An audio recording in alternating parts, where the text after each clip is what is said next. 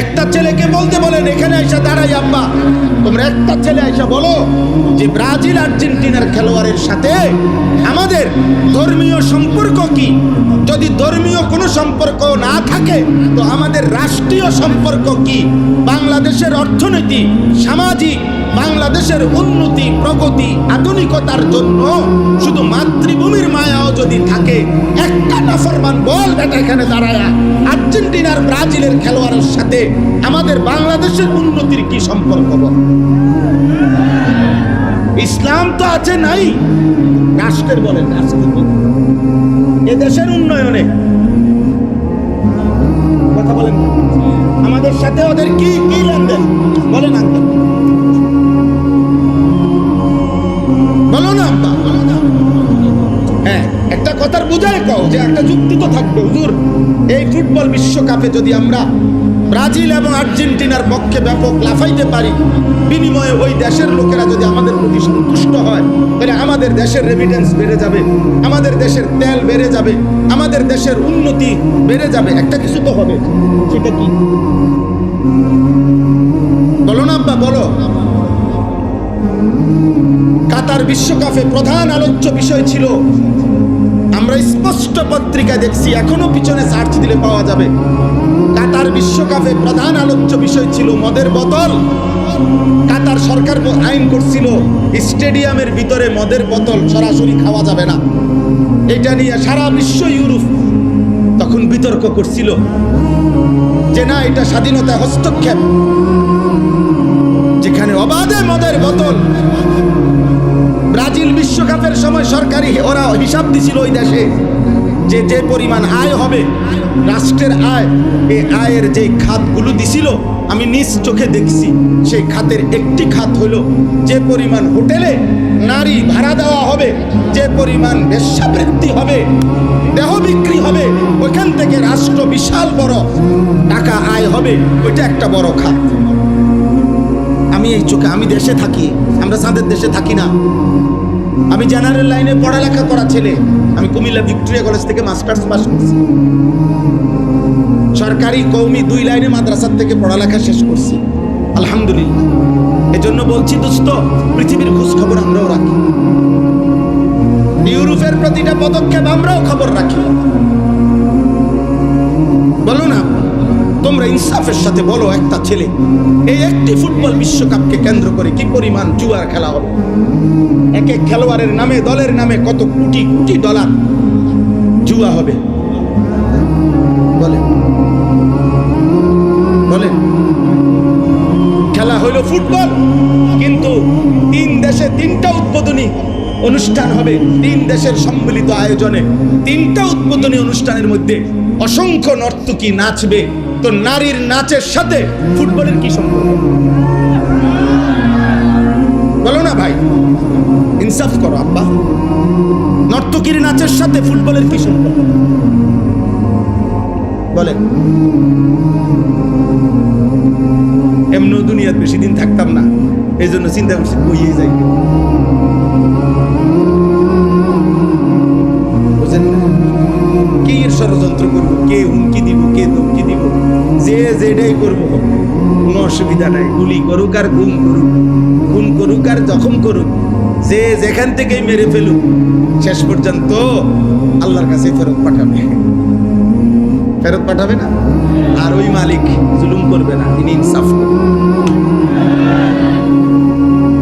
তিনি তো দেখছেন, তার জন্য বলছি,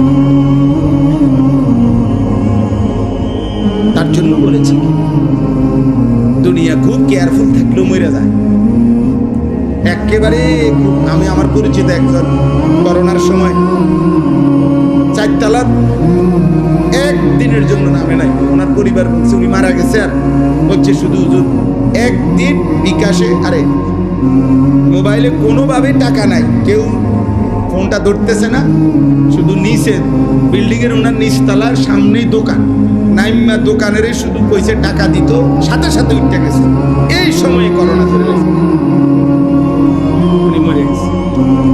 সর্বোচ্চ সতর্ক অবস্থায় উনি মারা গেছে, অসতর্ক অবস্থায় কোটি কোটি মানুষ মরে নাই। বোঝেন নাই কথাটা?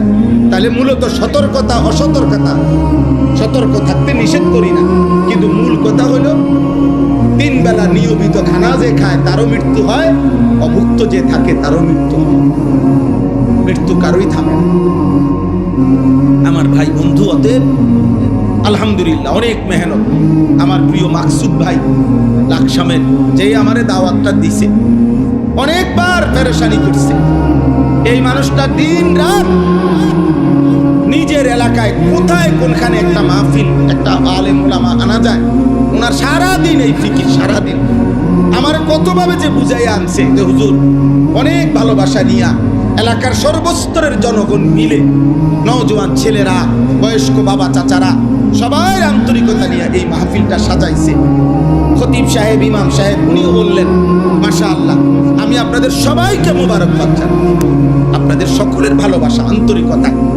এই জন্য আমি শুধু এতটুকুই বলতে চাই, আমরা সবাই মিলে, আব্বা যারা বয়স্ক আছেন, বাবা আছেন, যারা অভিভাবক শ্রেণী আছেন, আপনারা যদি এই মানুষের পরিচর্যা না করেন, শুধু বিল্ডিং দালান, সোফা খাট ফার্নিচার, শুধু ছাদ ঢালাই, এই দুনিয়ার এই সম্পত্তির আসবাবের পরিচর্যা করিলে এই সমাজ নিরাপদ থাকবে না আব্বা। এই সমাজে বেঁচে থাকা কঠিন হবে। এই জন্য হাত জোর করে আল্লাহর কোরআন সামনে বললাম, মানুষের পরিচর্যা। ছেলেটাকে ছেলে বা মানুষ বানান, মেয়েটাকে মানুষ বানান, ইনসান বানান, ইনসান, নট ইকোনমিক্যাল অ্যানিম্যাল। শুধু অর্থনৈতিক প্রাণী বানায়েন না, মানুষ বানান। এই কথার অর্থ হইল শুধু উপার্জন করতে পারে কোনো না কোনো ভাবে, শিক্ষার মাধ্যমে হোক অথবা না শিক্ষা হোক, কোনো না কোনো ভাবে পয়সা রোজগার করতে পারা, এটা যথেষ্ট না, এটা যথেষ্ট না। আমার ছেলে কামাই করে, এটা যথেষ্ট না। আমার মেয়ের জামাই রোজগার করে, এটা যথেষ্ট না। বরং ঈমান, ইসলাম, সিজদা, আখলাক, চরিত্র, হালাল হারাম, পাক নাফাক, পবিত্রতা অপবিত্রতা, 5 ওয়াক্ত নামাজ, বন্দিগি, এইটার নাম হচ্ছে মানুষ। এইটার নাম কি বলেন না? আখলাকের নাম মানুষ, গোলামির নাম মানুষ, আল্লাহর বন্দিগির নাম মানুষ। আর নাই তো শুধু উপার্জন করে, সে ইকোনমিক্যাল অ্যানিম্যাল, অর্থনৈতিক প্রাণী। সে শুধু উপার্জনকারী প্রাণী, যে শুধু রোজগার করে, উপার্জন করে কোনো না কোনো, হয় পড়ালেখা করে নয়তো পড়ালেখা ছাড়া। কিন্তু মানুষ হওয়া ভিন্ন জিনিস, মানুষ হওয়া ভিন্ন জিনিস। কোরআনুল কারীমের জন্য আল্লাহ তাআলা বলছেন পরিষ্কার, আপনি রাগ করলেও বলতে হবে, সুখ করলেও বলতে হবে। আল্লাহর কোরআনে আল্লাহ বলছে, যেই দিল আল্লাহকে নিয়ে ভাবে না, যেই কান আল্লাহর কথা শুনে না, যেই চোখ আল্লাহর আয়াত দেখে না, খোদার কসম আল্লাহ বলছে উলাইকা কাল আনআম, ওই মানুষগুলো জানোয়ার, জানোয়ার, জানোয়ার। আল্লাহ বলছে, আপনার প্রতিবাদ করার ইচ্ছা থাকলে কোরআনের সাথে কইরেন, আমার কোনো আপত্তি। আপনার হিম্মত থাকলে আল্লাহর সাথে কথা বলবেন। কিন্তু আল্লাহ পরিষ্কার বলছে, দিল যার আল্লাহকে নিয়ে ভাবে না, কান যার আল্লাহর কথা শুনে না, চোখ যার আল্লাহর আয়াত দেখে না, ও জানোয়ার। আল্লাহ বলছে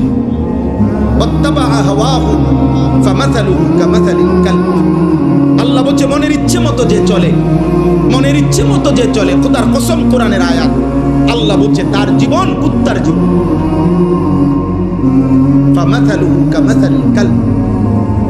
তার দৃষ্টান্ত, তার উদাহরণ কামাসালিল কালব, কুত্তার মতো।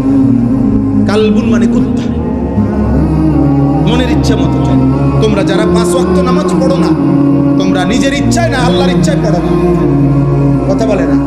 তো আল্লাহ তাআলা বলে নিজের ইচ্ছায় যে চলে তার উদাহরণ কুত্তার মতো। 365 দিনে একদিনও ফজরের নামাজ পড়তে পারলা না, কারণটা কি? আল্লাহকে এভাবে ভুলে যায় মানুষ, এভাবে ভুলে যায়।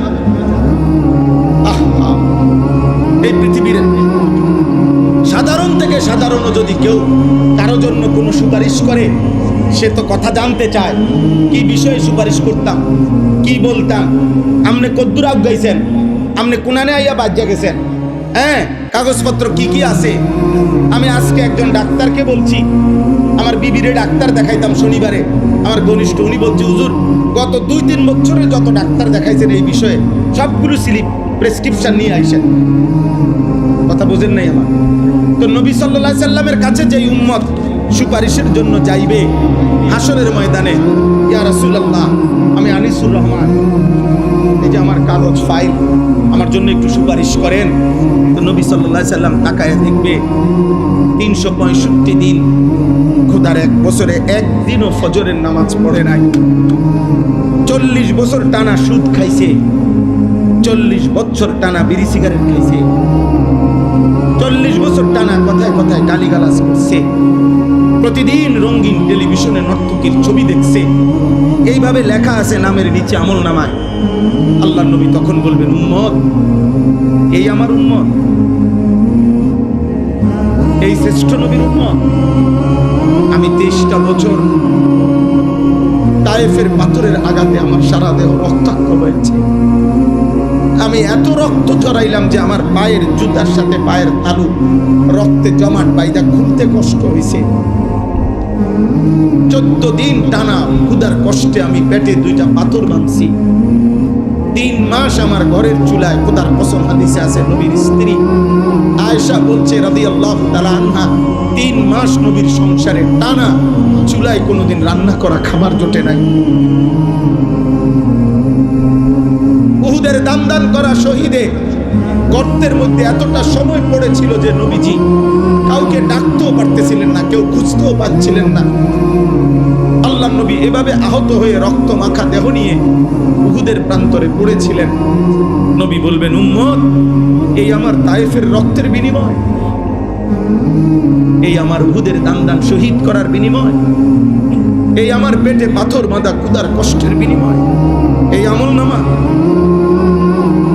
60 বছর বয়সও বিড়ি সিগারেট, 60 বছরের দাড়িওয়ালা বুড়া এখনো নর্তকীর নাচ, টেলিভিশনে চা দোকান, নাচ গান দেখা। আমি আল্লাহর সামনে এটা কেমনে সুপারিশ করব? বলেন না। নবীজির সুপারিশ মানে কি? আপনার গুনাহ মৃত্যু পর্যন্ত মজবুতির সাথে গুনাহ চলবে, এক সুতা আপনি নড়াচড়া করবেন না গুনাহ থেকে। আর নবী শুধু দাঁড়াইবেন আর নবী বেহেশতে ঢুকাবে, এটা নিয়ে সুপারিশ। কথা বলেন না কেন? বলেন, একজন মুসলমান বলেন, সুপারিশ বলতে কি বুঝছেন? সুপারিশ মানে তো আবেদন, সুপারিশ মানে কি গ্রহণ? কথা বলেন না কেন? সুপারিশ মানে মুক্তি, সুপারিশ মানে নাজাত, সুপারিশ মানে জান্নাতে ঢুকানো, সুপারিশ মানে আবেদন। আবেদন, কেউ যদি সুপারিশ করে এটা প্রমাণ করে আবেদন, এটা আবেদন করছে, গ্রহণ করা, অনুমোদন করার জন্য ভিন্ন আরেকজন আছে। কথা বলে না। তাহলে নবীজি কি করবে? সুপারিশ করবে, তো এটা অনুমোদন করার জন্য আরেকজন কেউ থাকবেনি। তিনি কে? আরে বলেন না কে? তো নবীজি আবেদন করিলে, মনে করেন নবীজি আবেদন করার পর 1 কোটি মানুষ, সাপোজ আর কি 1 কোটি মানুষ আবেদন করছে, আল্লাহ তাআলা যদি বলে বন্ধু আপনার আবেদনে ধরেন আমি একজন বাদে বাকি সবাইকে জান্নাত দিলাম, একজনকেই শুধু জাহান্নাম দিলাম, আর সেই একজন যদি হয় আনিসুর রহমান, তাহলে বাকি সবাই জান্নাতে গেলে আমার কি লাভ? কথা বুঝেন নাই আমার? নবীর সুপারিশে মনে করেন 100 কোটি যাবে। এই ছেলে, এই বেয়াদব, এই বেটা বেয়াদব, মোবাইল ধরলা কেন? গাদ্দারি করো কেন? তুমি চলে যাও বেটা, তোমার মতো ফালতু শ্রোতা না হলে চলবে বেটা।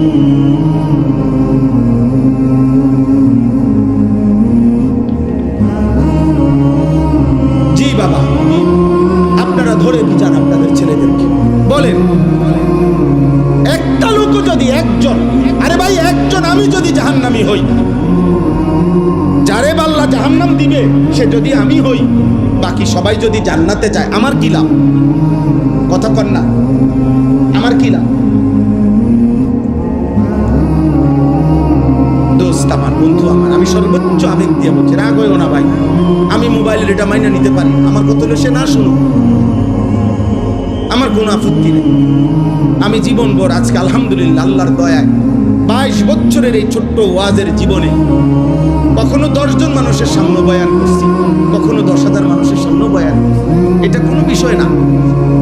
এই কোরবানির ঈদের আগের দিন বুধবার রাতে এশার নামাজের পরে আমি যখন বয়ান করছি তখন 10-15 জন মানুষ ছিল। আমি বলে গেছি একম পক্ষে 1 ঘন্টা আল্লাহর কথা বলতে হবে, বন্ধ করা যাবে না। আমরা ইয়াকিন করি যে আমাদের দায়িত্ব শুধু কলিজার সবটুকু দিয়ে বলা, চূড়ান্ত ফয়সালা আল্লাহর হাতে। ফয়সালা কার হাতে? হেদায়েত দিবে কে? জীবন পরিবর্তন করবে কে? আল্লাহ আল্লাহ আল্লাহ আল্লাহ। হেদায়েত কারো হাতে না, শুধু আল্লাহর। হেদায়েত নবী সাল্লাল্লাহু আলাইহি সাল্লামের হাতে। বলে কার হাতে? যার কারণে যে নবীর কথায় আবু বকর এক কথায় কালেমা পড়ছে, সেই নবীর কথায় 10 বছর এক টানা আপন চাচা আবু তালেবকে নবীজি দাওয়াত দিছে। আর মোট 38 বছর আবু তালেব 38 বছর নবীজির খেদমত করছে। কত বছর? 38 বছরের খেদমত করছে আবু তালেব নবীজির। আর নবীজি 10 বছর তাকে কালেমার দাওয়াত দিছে, কিন্তু মৃত্যু হয়েছে ঈমান ছাড়া, কারণ আসমান ওয়ালা রব ফয়সালা দেয় না।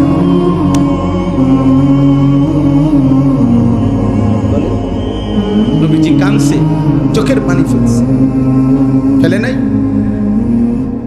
বুখারীর riwayat, কুল লা ইলাহা ইল্লাল্লাহ কালিমাতান আশহাদু লাকা বিহা ইনদাল্লাহ। আল্লাহর নবী বলছে, চাচা একবারের জন্য কালেমাটা পড়েন, একবার শুধু বলেন চাচা। আপনি শুধু বলে রাখলে হাসরের ময়দানে আমি আপনার জন্য আল্লাহর নিকট সাক্ষ্য দেব।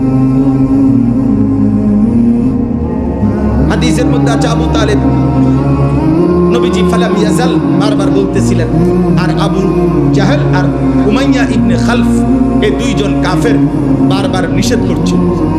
2 পাশে 2 জন, এ পাশে নবীজি, এ পাশে 2 জন কাফের, আবু জাহেল এবং উমাইয়া। এই 2 জন বলতেছে, আবু তালেব বাপদাদা পূর্বপুরুষের ধর্মের মূর্তি পূজার বিরোধিতা করিস না, বেজ্জতি করিস না। আর আল্লাহ নবী বলছে, চাচা একটাবার বলো। কোন কিতাবের মধ্যে আছে শেষ পর্যন্ত নবীজি বলছে, চাচা আমার কানে কানে বল, আমি শুধু শুনে রাখবো, কিয়ামতের দিন সাক্ষ্য দেব। আবু তালেব পড়ে না, খোদার কসম পড়ে না।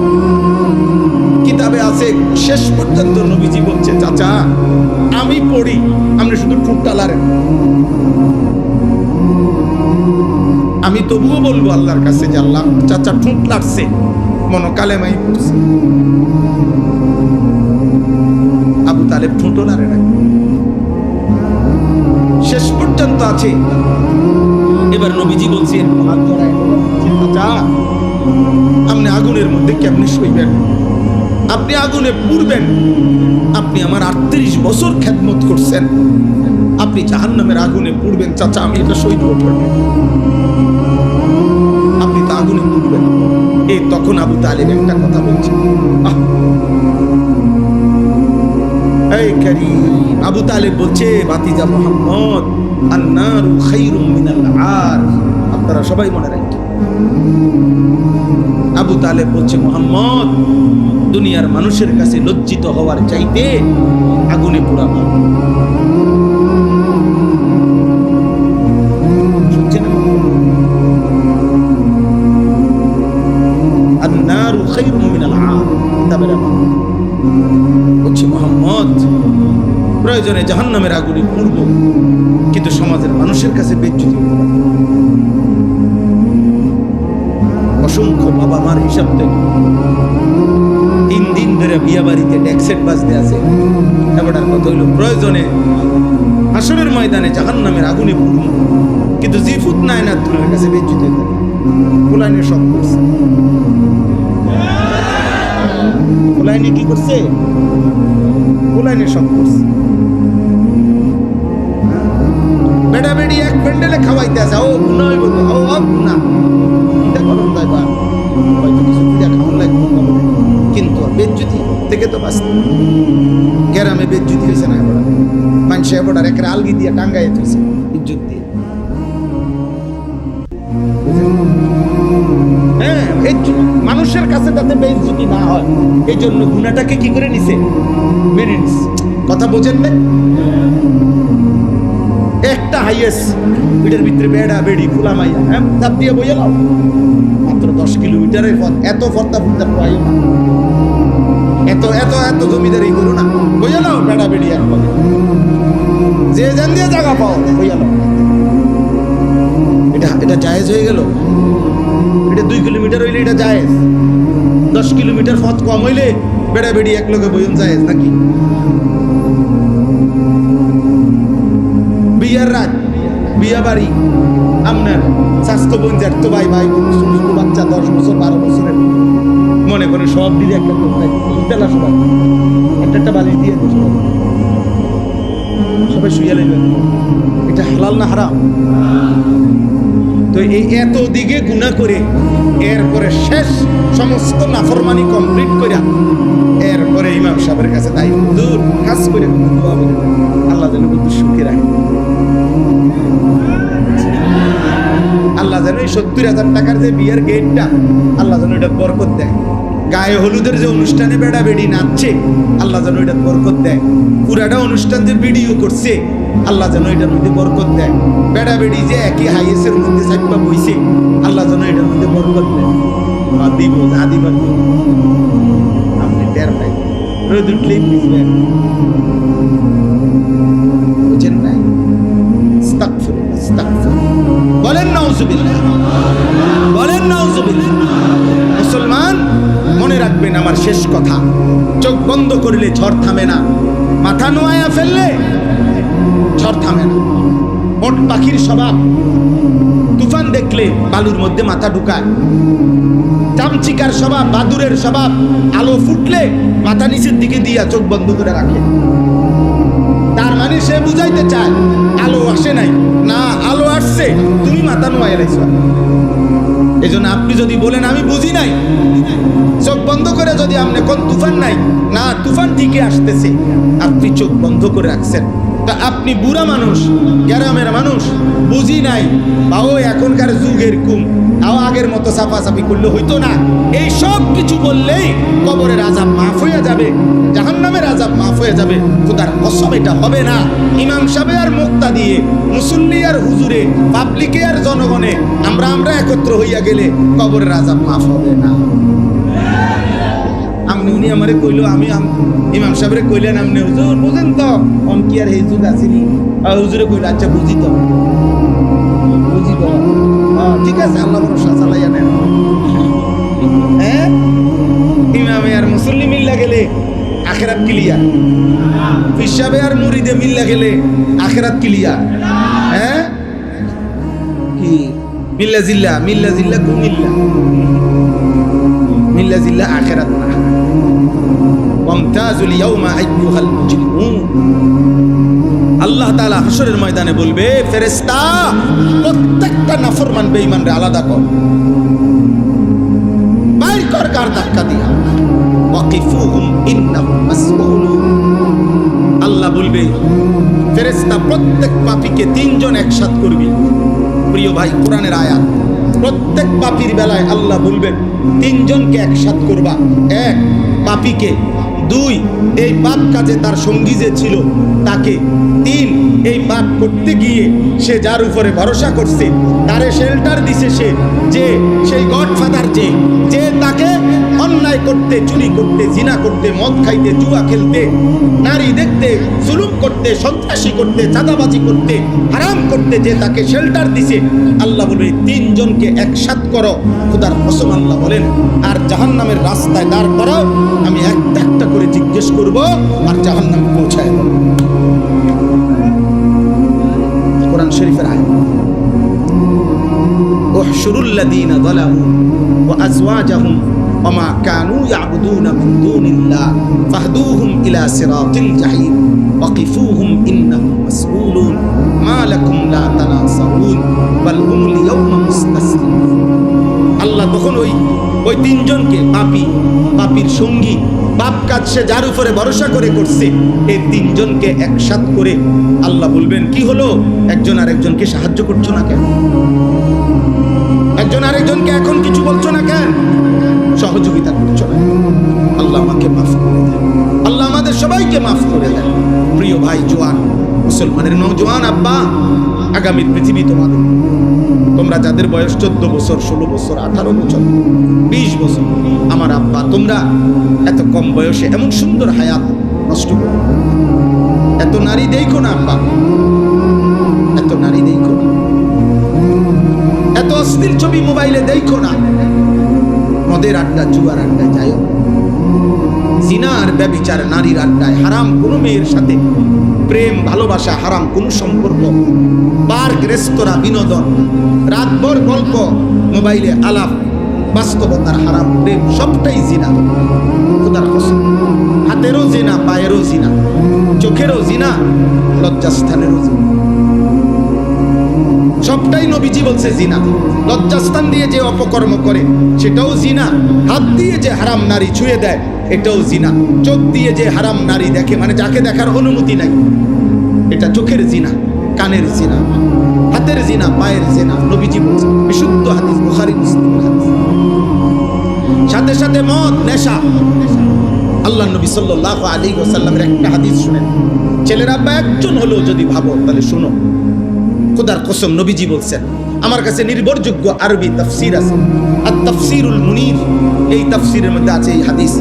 নবীজি বলছেন, দুইটা পাপ, এক নাম্বার হলো জিনা, নারীর সাথে যে হারাম কাজ করে, দুই যে মদ পান করে, মান জানা ওয়া শারিবাল খামরা, নেশা, নেশা, মদ, নেশা, মদখোর, নেশাখোর, যে গুড্ডাখোর, বাবাখোর, গাঁজাখোর, ইয়াবাখোর, হারামখোর, হারামখোর, হারামখোর, নেশাখোর, হারামখোর, গুড্ডাখোর, হারামখোর, বাবাখোর, হারামখোর, হারাম। আল্লাহ নবী বলে, যে বেবিচার করে এবং মদ পান, নেশা করে, খোদার কসম নবী বলে, নাজা আল্লাহু মিন কলবিহিল ঈমান, আল্লাহ তাআলা ওই পাপের সময় আল্লাহ তাআলা তার কলিজার থেকে ঈমানটা টেনে খুলে ফেলে। কসম খোদার, এই কোরআন হাতে, নাজা আল্লাহু মিন কলবিহিল ঈমান কামা ইয়াখলাউল ইনসানু আল কামিসা মিন রাসি।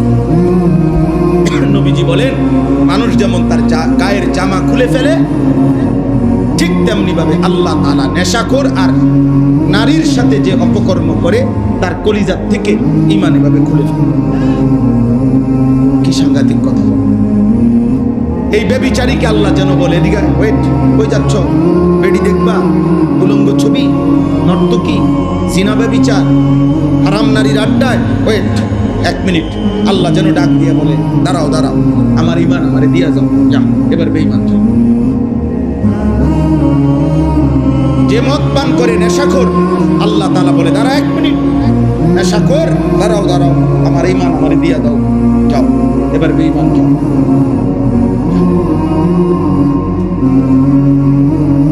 নবীজির একজন বিখ্যাত সাহাবী ছিল আবু দারদা, সাহাবাদের মধ্যে সবচেয়ে বেশি ইবাদত করতেন যিনি, আবু দারদা, সাইয়্যিদুজ যুহাদ, দুনিয়া বিমুখ আখিরাত মুখী সাহাবাদের মধ্যে যিনি সর্দার ছিলেন। ওনার নাম ছিল আবু দারদা রাদিয়াল্লাহু তাআলা। নবীজি ওনাকে 3টা ওসিয়ত করছিলেন। উনি নিজে বলছে, আমার বন্ধু, আমার নবী আমাকে 3টা ওসিয়ত করছে। 1 নাম্বার, লা তুশরিক বিল্লাহ ওয়া ইন কুতি'তা আও হুররিক। বলছে, আবু দারদা, যদি তোমাকে গলা কাইটা হত্যাও করে, যদি তোমাকে আগুনে পুড়িয়েও ফেলে, আল্লাহর সাথে শিরিক করো। কি করো না? শিরিক করো। মাইরা ফেলুক আর পুরাইয়া ফেলুক, আল্লাহর সাথে শিরিক করো, আল্লাহর সাথে ভিন্ন কাউকে ডাই করো, 1 জাররা পরিমাণ আল্লাহর সাথে কাউকে মিলাই, আল্লাহর সাথে কাউকে মিলাই, ধর্মের নামেও না, অধর্মের নামে। কোন চাওয়া পাওয়া পূরণ হওয়ার জন্য পৃথিবীর কারো কাছে আল্লাহর সমকক্ষ মনে করেছে, মাখলুকের কাছে চাওয়া যায় না, চাইতে হয় শুধু কার কাছে? আল্লাহর কাছে, আল্লাহর কাছে। আল্লাহ আমাদেরকে বুঝার তৌফিক দান করুন। 2 নাম্বার, লা তাতরুকিস সালাতা মুতাআম্মিদান মাকতুবাতান। কোন ফরজ নামাজ, ফজর, জোহর, আসর, মাগরিব, ইশা, জুমা, এরকম ফরজ নামাজ নবীজি বলছে ইচ্ছে করে ছেড়ে দিও না। ফামান তারাকাহা ফাকাদ কাফারা, যে ইচ্ছে করে ফরজ নামাজ ছেড়ে দেয়, মনে রেখো সে যেন কাফিরই হবে। তিন নাম্বার, লা তাশরাবিল খামরা, মদ পান করো না, ফাইন্নাহা মিফতাহু কুল্লি শার, কেননা মদ নেশা সমস্ত পাপের চাবি। মদখোর যে নেশা করে সে নারী লোভী, সে জুয়া খেলে। যেখানে মদের আড্ডা সেখানে গানের আড্ডা, যেখানে গানের আড্ডা সেখানে নারীর আড্ডা। এই তিন জিনিস, মদ, নারী, গান, বাদ্য, এই তিন জিনিস এক খতিয়ানে তিন দাগ। বুঝেন না? একই খতিয়ান। যেখানেই মদের আড্ডা সেখানে নারীর আড্ডা, সেখানে গানের আড্ডা। এই তিনটে একসাথে একসাথে চলে। দয়া করে গুনার থেকে ফিরে। ছেলের আব্বা ধরে নাও, তোমার দিকে কেউ নজর দিল না, মা ভুলে গেল, বাপ ভুলে গেল, এই সমাজের সবাই তোমাদেরকে ভুলে গেছে। আব্বা, তোমরা অনেক ছেলে আছো এমন, মোবাইল 24 ঘন্টা তোমাদেরকে পাগল বানায় রাখছে। নারী দেখতে দেখতে, ছবি দেখতে দেখতে, অশ্লীল দৃশ্য দেখতে দেখতে আজ তুমি মাথার চুল থেকে পায়ের নখ দিয়া এই পুরা বডিতে কোথাও তুমি বুঝাইতেও পারতা না যে তুমি মুসলমান কেমন, মুসলমান কেমন, বলো না ভাই।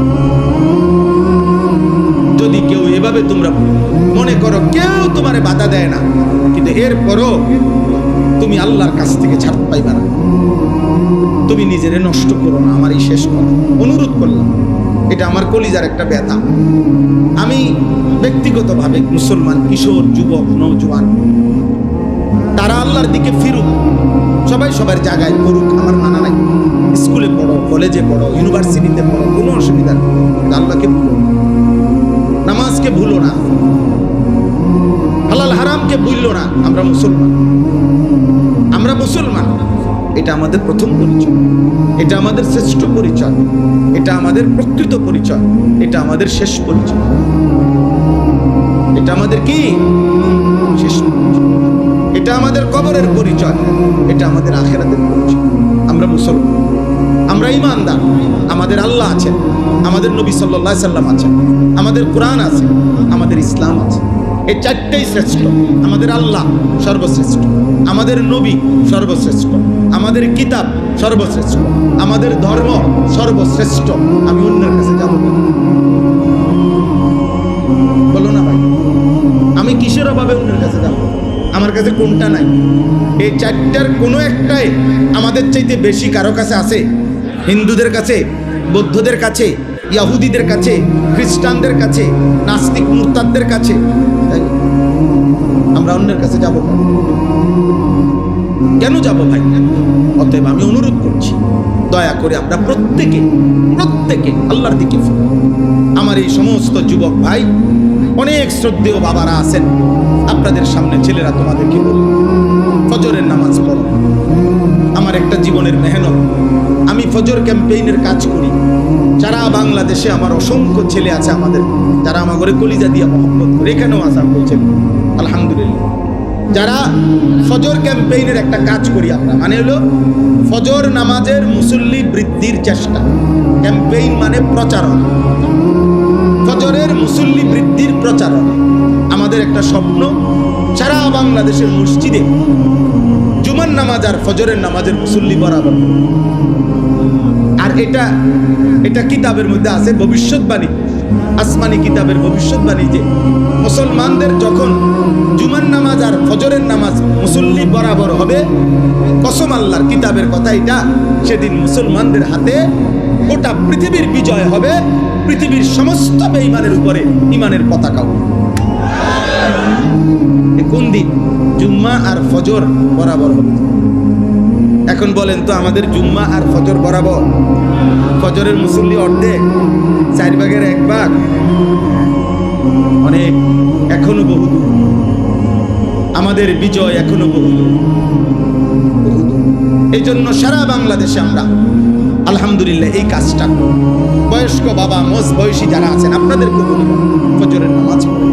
খোদার কসম, এই কোরআন হাতে ধরে বললাম, নবীজি বারবার, একাধিক, বুখারীতে হাদিস আছে, মুসলিমে হাদিস আছে, অসংখ্য সাহাবী বর্ণনা করছেন নবীজির থেকে। নবীজি বলছেন, কোনো ব্যক্তি মুমিন নাকি মুনাফিক এটা চিহ্নিত করার প্রথম প্রকাশ্য প্রমাণ হলো ফজরের নামাজ। কোন নামাজ? কোন নামাজ? খোদার কসম, ফজরের নামাজে প্রমাণ হয় সে কি মুমিন নাকি মুনাফিক। হাদিসে আছে হযরত উবাই ইবনে কাব রাদিয়াল্লাহু তাআলা আনহু বলেন নবীজি যাকে সন্দেহ করতেন ঈমানের ব্যাপারে তাকে ফজরের নামাজ সালাম ফিরিয়ে খুঁজতেন। একদিন দুই দিন না দেখলে নবীজি বলতেন, মনে রেখো মুনাফিকের জন্য এশা এবং ফজরের নামাজ জামাতে পড়া কঠিন। হযরত আব্দুল্লাহ ইবনে ওমর বলেন, নবীজির বিখ্যাত সাহাবী, তিনি বলেন নবীজির জামানায় কেউ যদি ফজরের নামাজে মসজিদে না আসতো আমরা তাকে দুইটা জিনিস ভাবতাম, হয় সে অসুস্থ রোগাক্রান্ত আর নয়তো মুনাফিক। হয় আমরা এটাই বুঝতাম, হয়তো সে অসুস্থ আর নয়তো মুনাফিক। নবীজি বুখারীর হাদিস আছে, নবীজি সাল্লাল্লাহু আলাইহি সাল্লাম ফজরের নামাজের গুরুত্ব বলে আল্লাহর নবী বলছেন, আমার মন চায় জামাতের ওয়াক্ত হইলে একজনকে বলি ইমামতি করো, আর আমি নিজে কিছু লোক নিয়া লাকড়িতে আগুন ধরাইয়া আমার মন চায় ইলা কওমিন লা ইয়াশহাদুনাস সালাহ, যারা ফজরের জামাতে আসে নাই আমি তাদের ঘরগুলোতে যাই, বা উহাররিকা আলাইহিম বুয়ুতাহুম বিন্নার, অতঃপর তাদের ঘরগুলো তাদেরকে শুদ্ধা আগুনে পোড়ায়। কি মনে করছেন আপনার বিষয়টা? খামখেয়ালি মনে করছেন? ফুলাইন মানুষ, হাবড়া কয় ফুলাইন, বাপে কয় ফুলাইন মানুষ, মায়ে কয় ফুলাইন মানুষ, আস্তে আস্তে ঠিক হয়ে যাবে। হাবড়ারে কইছে জিব্রাইল, হাবড়ারে কইছে 18 বছরের এখনো বলেন ষোলো ফুলাইন, আস্তে আস্তে ঠিক হইব। ধরেন 85 বছর বয়স যখন আল্লাহর রহমতে তখন তারের মতো সোজা হয়ে যাবে, কারণ তখন তার শরীরে আড্ডি গুড্ডি গিরাগাড়ি জোড়াজারি সব ছেড়ে দিছে, তখন সোজা না হইয়ার উপায় আছে? এটা নিয়ে সোজা হওয়া। তাইলে আস্তে আস্তে ফেলে রাখলে অযত্নে অবহেলায়, মনে রাখবেন কোনো জিনিস অযত্নে অবহেলায় ঠিক হয় না, নষ্ট হয়। লোহাও যদি মাটির উপরে ফেলে রাখে মাটি লোহা হয় না, লোহা মাটি হয়ে যায়। এজন্য উপযুক্ত সন্তানও যদি অযত্নে অবহেলায় পরিচর্যাহীন ঈমান আমল আখলাকের নজরদারি শক্তভাবে যদি না ধরে রাখেন, তাইলে আস্তে আস্তে অসৎ বন্ধু, অসৎ চরিত্রহীন আর মোবাইলের আসক্তিতে একদিন নষ্ট হয়ে পচা গলা দুর্গন্ধ আমার ভাই। অতএব ফজরের নামাজ আলহামদুলিল্লাহ, আপনারা যারা এই কি যেন নাম আপনাদের, এটা বাকড্ডা সামাজিক উন্নয়ন ফাউন্ডেশন, আপনাদের অনেকের গায়ে সুন্দর গেঞ্জি দেখছি, আপনারা এই গেঞ্জি পড়ুয়া সবাই আপনাদের ফাউন্ডেশনের যারা মুরব্বী আছে আপনাদেরকে নিয়ে, নওজোয়ান ভাই তোমরা ফজরের কাজ করো। আমি একটা তোমাদেরকে বললাম যে কাজটা কি, একদম সহজ কাজ, সহজ বুদ্ধি। একজন ছেলে, যুবক, কিশোর সিদ্ধান্ত নিবে আমি ফজরের নামাজ জামাতে পড়ব, আমার একজন বন্ধুকে ফজরের জন্য জাগাবো, এ দূরে আমাকে কাম, আমি ডাকবো তাকে, সে ডাকবে আমাকে। দুই দোস্ত পরস্পর সমঝোতা করে নিবে, বন্ধু তুমি আগে উঠলে আমার উঠাইও, আমি আগে উঠলে তোমার উঠাইও। ইনশাআল্লাহ কোরআনের বক্তব্য দ্বারা বোঝা যায় দুই বন্ধু একজন আরেকজনকে নেক কাজে সহযোগিতা করবে। খোদার কসম আল্লাহ কিয়ামতের দিন বলবে, ও বন্ধুরা যারা একে অপরকে নেক কাজে সহযোগিতা করেছিলে, একসাথে বন্ধুরা হাত ধরাধরি করে জান্নাতে ঢুকবে। কোরআন শরীফের উদখুলুল জান্নাতা আনতুম ওয়া আজওয়াজুকুম তুহবারুন, নেক কাজের বন্ধুরা একে অপরকে হাত ধরাধরি করে জান্নাতে ঢুকবে। এজন্য এটা আমি অনুরোধ করি। আলহামদুলিল্লাহ, তোমরা এলাকা কোথায়? নানচাটি, ওইখানে ওরা দাঁড়াও দাঁড়াও, তোমরা দাঁড়াও। এই দেখেন, এই এরাও আমাদের এই ফজর ক্যাম্পেইনের কাজ করে। ওই যে এদের গেঞ্জির মধ্যে লেখা আছে ফজর ক্যাম্পেইন, এরকম অনেক আছে, বাবা সারা বাংলাদেশে আছে। আলহামদুলিল্লাহ, সারা বাংলাদেশে। সিলেটে আমরা কিছুদিন আগে প্রোগ্রাম করছি ফজরের বাদ বয়ান করছি মসজিদে, সিলেটের বড় মসজিদে, বিভাগীয় শহরে।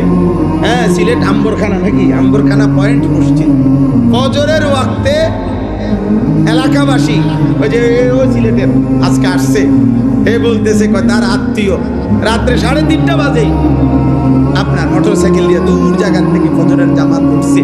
পুরা 3 তালা মসজিদ, সব তালা কানায় কানায় পূর্ণ হয়েছে ফজরের জামাত। আমার এটা কোনো দল না, সংগঠন না, আমি বিগত নির্বাচনও প্রার্থী না, সামনে নির্বাচনও প্রার্থী না, আমার এটা নাই, আমি এটি বুঝি কম, বুঝেন নাই?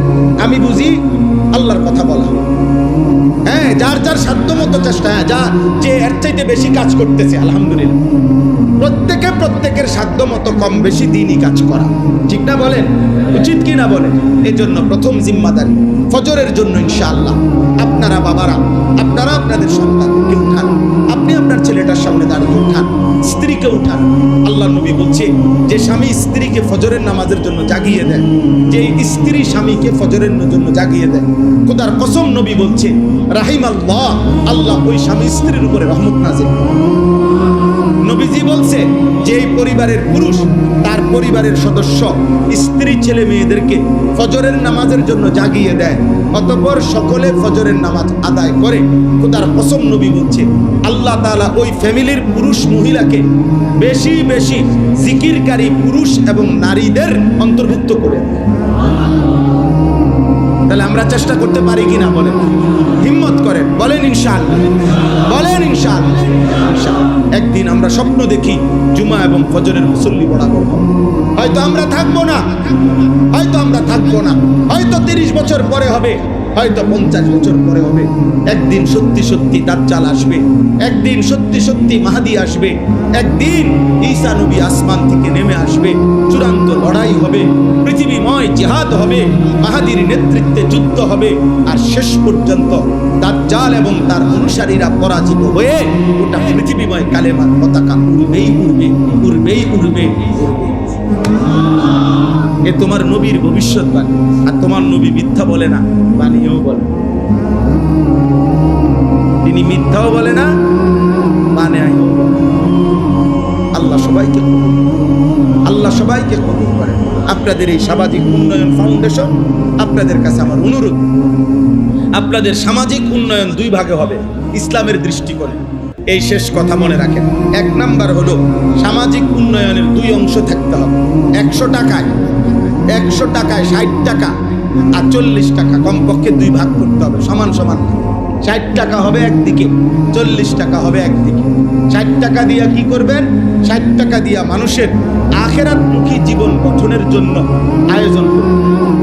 সূরা শিখবে, কেরাত শিখবে, দোয়া শিখবে, দ্বীন শিখবে, কালেমা শিখবে, নামাজ শিখবে, ইসলাহি মাহফিল হবে, মসজিদ ভিত্তিক বয়ান হবে, এবং মহল্লায় মহল্লায় সকালবেলা ফজরের পরে ভোরের মক্তব বাচ্চারা শিখবে। সন্ধ্যা, আসর, মাগরিব, এশা যে কোনো এক ওয়াক্তে বয়স্করা প্রয়োজন পরিমাণ দ্বীন শিখবে, সূরা কেরাত শিখবে। একবারে 10 মিনিট হোক, মনে করেন আলহামদুলিল্লাহ, এইটাই ইমাম সাহেব মনে করেন 10 মিনিট মস্ক করায় দিছে মুরব্বীদেরকে। এর দূরে শুন, আজকে এর দূরে পড়া যান ছুটি, কালকে আবার বাকি। কথা বোঝেন নাই? অর্থাৎ আপনি ব্যস্ত, কোনো অসুবিধা নাই, কিন্তু আমরা তো দেখি, আমরাই তো দুনিয়াতে চলি। বয়স্ক লোকের ব্যস্ততা কি? এ ঘুরে চা দেওয়া, চা, এ বিড়ি বন, বন, চা, বিড়ি, আর এ গপ, আর শুধু গপ। একেবারে গোটা পৃথিবীর দোষ।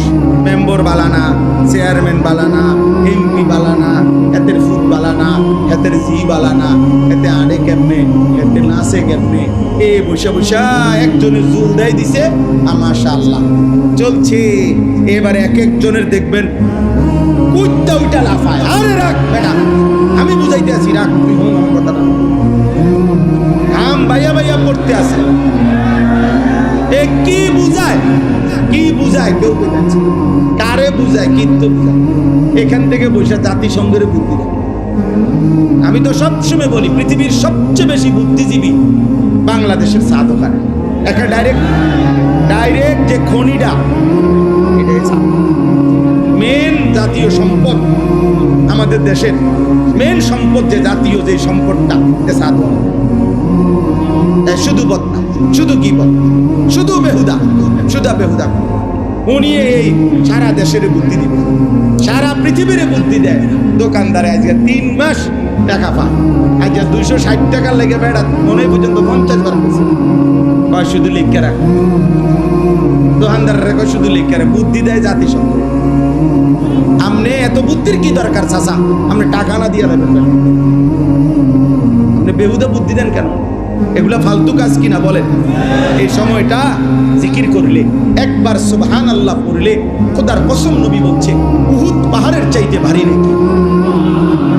একবার আলহামদুলিল্লাহ পড়লে উহুদ পাহাড়ের চাইতে ভারী নাকি। একবার সুবহানাল্লাহ পড়লে জান্নাতে একটা খেজুর গাছ রোপণ হয়। নবীজি বলছে একবার পড়লে, আপনি 1000 বার পড়েন, আপনি 100 বার পড়েন, আপনি আল্লাহর কোরআন। হুজুর বুড়া মানুষ, আমি আগের মতো বয়স নাই, আচ্ছা ধরে নিলাম নাই, আপনি 1 সপ্তাহ পড়তে পারতেন না, কথাটা বলেন না। আপনি এদুর কোন আলহামদুলিল্লাহ বলেন তো, আলহামদুলিল্লাহ, আলহামদুলিল্লাহ, এইটাই মনে করেন 10 বার বলে ছুটি। আপনি এদুর পড়তে এদুর সময়ও নাই, এদুর শরীরেও গুলাইতো না আপনার। তা এইভাবেও যদি 6 মাস পড়তেন, তাইলেও দেখা গেছে 4টা সূরা, 5টা সূরা, আত্তাহিয়াতু দুরূদ শরীফ ঠিক হয়ে যায় না। ওটা শরীর চলে না। আখিরাতের কথা বললে ওইয়া লাভ নাই, এই বয়স নাই, না আগের এই বয়স নাই, ও এই নাই। কিন্তু মাশাআল্লাহ ভাত খাইছেই মাত্র, আবার আপেল, মালটা, চা, বন সব চলছে বরকত। এই বয়সটা আছে, শুধু এই আলহামদুলিল্লাহ পড়ার বয়সটা মাশাআল্লাহ, ভাতের থালার বয়স আছে। এখানে কোনো বুড়া, এই জন্য বয়স্ক লোক রাগ হয়েন না। আপনাদেরকে বলল, আপনারা দিন শিখেন, আপনারা আপনাদের ছেলেদেরকে উৎসাহিত করেন এই সামাজিক উন্নয়ন ফাউন্ডেশনের ভাইদের কাছে। তাহলে আমার প্রথম আবদার হলো 60 টাকা খরচ হবে আখিরাতমুখী জীবন গঠনে। বলেন কিসে? 40 টাকা ব্যয় হবে মানুষের দুনিয়াবি প্রয়োজনে, অর্থাৎ গরিব, অসহায়, নিরন্ন, বঞ্চিত, এতিম, দুস্থ, অসুস্থ, এই জাতীয় সামাজিক কল্যাণে ব্যয়। এটা হলো 40 টাকা, মানে দ্বিতীয় কাজ। প্রথম কাজ মানুষের আখিরাতের জীবন। এই জন্য দুটোটাই করা একটি ইসলামী সামাজিক সংগঠনের দায়িত্ব। আল্লাহ আমাদেরকে বুঝার তৌফিক দান করেন। আপনাদের কাছে শেষ কথা হলো, আমি ব্যক্তিগতভাবে আমার মাদ্রাসায় কুমিল্লা ক্যান্টনমেন্ট ময়নামতি সাহেবের বাজার, ওই মাদ্রাসা আজকে 11 বছর আলহামদুলিল্লাহ। আমার সেই মাদ্রাসায় এখন 534 জন ছাত্র আছে, 34 জন শিক্ষক কর্মচারী আছে।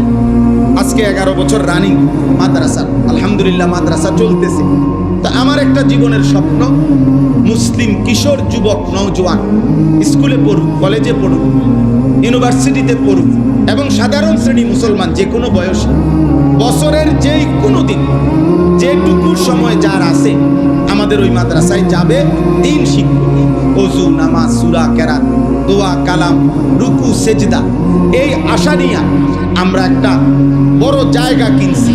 115 শতক, 1 একর 15.5 শতক জায়গা কুমিল্লা ক্যান্টনমেন্টের পাশে আমরা এটা কিনছি। 2,67,00,000 টাকা এই জায়গাটার দাম।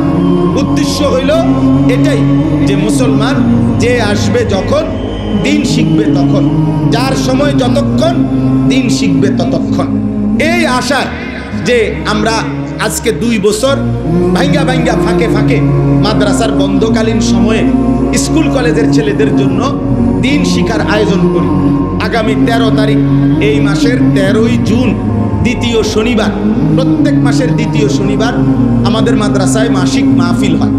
তো এই মাসের প্রোগ্রামে 13ই জুন সকাল 8টা থেকে রাত 9টা পর্যন্ত, এশা পর্যন্ত ধারাবাহিক 30 বছরের নিচে স্কুল কলেজ ইউনিভার্সিটির ছেলেদের জন্য এই দিন শিক্ষা তারবিয়াতি কোর্স হবে। 8টা থেকে 1টা 15 পর্যন্ত অজু, নামাজ, সূরা, কেরাত, দোয়া, কালাম শেখানো হবে। আমাদের মোট বড় ছাত্র হাফেজ এবং উস্তাদ মিলে 100 জন মুআল্লিম আছে প্রশিক্ষণপ্রাপ্ত এই কাজটার জন্য। আমাদের নির্ধারিত সিলেবাস আছে, ছোট সূরা, কেরাত শিখাই আমরা। আর জোহরের পরে 2:30টা থেকে এশা পর্যন্ত নসিহত হবে। আমার শায়েখ আল্লামা মুফতি মুশতাকুন নবী কাসেমি হুজুর বয়ান করবেন। এবং মাগরিবের পরে আমাদের বাংলাদেশের জননন্দিত বক্তা আল্লামা মুফতি আরিফ বিন হাবিব দামাত বারাকাতুহুম হযরত ইনশাআল্লাহ বয়ান করবেন। এবং আমি নিজেও আল্লাহ হায়াতে বাঁচাইলে থাকবো। যুবক ভাই, তোমাদের কাছে অনুরোধ, যার সুযোগ হয় আমাদের ওই মাদ্রাসায় যাওয়ার চেষ্টা করবেন। গাড়ি ভাড়া দিয়ে যাবেন, গাড়ি ভাড়া দিয়ে আসবেন। শুধু এতটুকুই, সকালের নাস্তা, দুপুরের খাবার, রাতের খানা আল্লাহ চাহে তো ইনশাআল্লাহ এটা আমাদের জিম্মাদারি, আমরাই খাওয়াবো। কোনো টাকা টুকা কিচ্ছু দিতে হবে না, শুধু দিন শিখবেন। আর একটা আবেদন, আমরা একটা কাগজ, একটা হ্যান্ডবিল সারা বাংলাদেশে দেই। এই হ্যান্ডবিলটা একটা আবেদন। আমার ওই মাদ্রাসার 2,67 লাখ টাকার এই জমিতে এক নামাজের মুসল্লা জায় নামাজ পরিমাণ জমির দাম 4,200 টাকা। তো আমরা এই কাগজটার মধ্যে এই আবেদনটা আছে, বিকাশ নাম্বার আছে, অ্যাকাউন্ট নাম্বার আছে। যদি কারো পছন্দ হয়, মহব্বত হয়, সুযোগ হয়, কারো উপরে কোনো জবরদস্তি নাই, জাফাজাফি নাই, কোনো আল্লাহর বান্দা যদি ভালো পান, তাহলে আমাদের মাদ্রাসায় 4,200 টাকা ওই জমিতে দিলে আপনি এক নামাজের মুসল্লা পরিমাণ টাকা দিলেন, আপনি সদকায়ে জারিয়ার সওয়াব পাইতে থাকবেন। যদি সুযোগ হয় আমাদের এই কাগজটা নিলেন, নিয়ে এটার মধ্যে অ্যাকাউন্ট নাম্বার, বিকাশ নাম্বার আছে এবং কাগজের অপর পিঠে প্রত্যেক মাসের 2য় শনিবার আমাদের যেই মাসিক ইসলাহি মাহফিল হয় ওইটার তারিখ দেওয়া আছে। যাদের সুযোগ হয় প্রতি মাসের 2য় শনিবার মাসিক মাহফিলে যাবেন। আমাদের যেই মাকসুদ ভাই এখানে অনেক সাথী নিয়া প্রত্যেক মাসে উনি যায়, ওনার সাথে অনেক ছেলে পেলে নিয়ে উনি আমাদের মজলিসে যায়। আমার শায়েখ আল্লামা মুফতি মুশতাকুন নবী কাসেমি হযরতের মাদ্রাসায় প্রতি মাসের শেষ শনিবার সুদন্যপুর, কুমিল্লা, কোটবাড়ি, সেখানেও মাসিক মাহফিল হয়। যাওয়ার সুযোগ আছে, আপনারা যাওয়ার চেষ্টা করবেন। আপনাদের কাছে আমার অনুরোধ, আজকে এই মাহফিল, এই মসজিদ, এই মাদ্রাসা আল্লাহ যেন কবুল করে। আপনারা সবাই দোয়া করেন যে এই বাচ্চাটাকে হাফেজে কোরআন হিসাবে পাগড়ি দেওয়া হলো, আল্লাহ তাকে জগৎ বাছা হাফেজ আলেম হিসাবে কবুল করেন। এলাকার অনেক শ্রদ্ধেয় ব্যক্তিবর্গ, মেহমান, আপনারা এই লম্বা গরমে কষ্ট করে এখানে বসেছিলেন, আল্লাহ আপনাদেরকে উত্তম বিনিময় দান করেন। বাবা, চাচা, বয়স্ক, দাদা, আমার কথায় রাগ হইয়েন না। প্রত্যেকের কাছে অনুরোধ, আব্বা যার যার জায়গায় নিজের এবং অধীনস্থদের আখিরাতের ফিকির আরেকটু করেন। আবারও বলছি, শেষ কথা, মানুষের পরিচর্যা করেন, মানুষের পরিচর্যা করেন। শুধু ঘর, দালান, বিল্ডিং, আসবাবপত্রের নয়, বরং মানুষের। কিসের বলেন না? এক কথায় মানুষের চাষ করেন, মানুষের মানুষ বানান, ইনসান বানান, আখিরাত শিখান। আল্লাহ তাআলা তৌফিক দান।